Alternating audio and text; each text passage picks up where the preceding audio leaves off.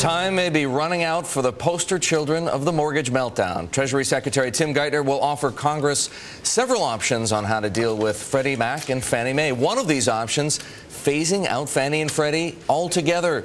Joining us now is Tom Stanton. He's a fellow at the Johns Hopkins Center for the Study of American Government. He's also the author of the book State of Risk: Will Government-Sponsored Enterprises Be the Next Financial Crisis? He wrote that back in 1991. Tom, it is fair to say that you saw the potential for catastrophe in the way Fannie and Freddie were being run 20 years ago. We've seen what's happened since then. Is that the best option for Fannie and Freddie? Shut them down altogether? I think we've got to leave that to the political process. My answer would be yes. There's a real danger when you combine government backing with a private company. And we saw that with Fannie Mae and Freddie Mac. Basically, they use their government backing to gain market power, and then they use their market power to gain a political constituency so that government can't really shape their activities or regulate them effectively.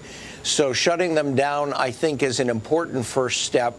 But I would add we've got to be careful probably for the next 5 years, given the fragility of the mortgage market today. Okay, well, let's say that we give the wind down of Fannie Mae and Freddie Mac 5 years. Does the government have a role in the housing market at all, in your opinion? It's a difficult call. I believe yes. I believe that government should be helping, for example, through the FHA program for lower income people, for first-time home buyers. There is a role, and that role could potentially be expanded somewhat. But remember, the Fannie Mae and Freddie Mac used what was called an implicit guarantee, and that was off budget. Suddenly, there is no implicit guarantee. Everybody knows it's an explicit guarantee. That means it will be on the federal budget. In 5 years, or whenever we start coming out of this, unfortunately, we're going to have a lot less public resources to spend on sectors like housing. So we'll have to be very careful how much support we actually provide. Tom, part of the uncomfortable compromise for Fannie and Freddie seemed to stem from this idea that every single person in the U.S. should be able to own a home if he or she wanted one. Maybe it's politically unpalatable to say it, but is home ownership a God-given right? Home ownership, unfortunately, hurt a lot of people.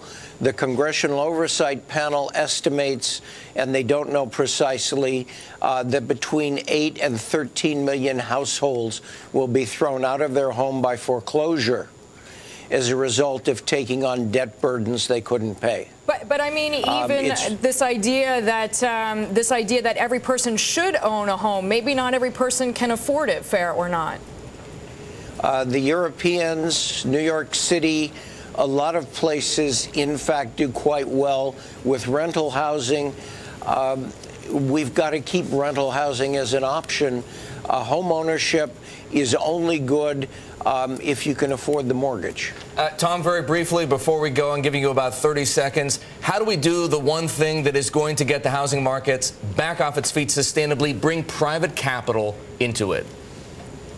My recommendation would be to create a Ginnie Mae type program where the government would provide a guarantee of eligible mortgage-backed securities, say for first-time home buyers, some narrowly, specifically defined category, and they would partner with the mortgage insurance industry to share risk, let the mortgage insurance industry take first loss, the way they were supposed to do with Fannie Mae and Freddie Mac, and that way you have private capital providing basic underwriting protection for the government's guarantee. And then you could have risk sharing between the government and the private mortgage insurance company down to a certain point of losses. And then the government would take the catastrophic loss. Tom, thank you for joining us. Tom Stanton of the Johns Hopkins Center for the Study of American Government.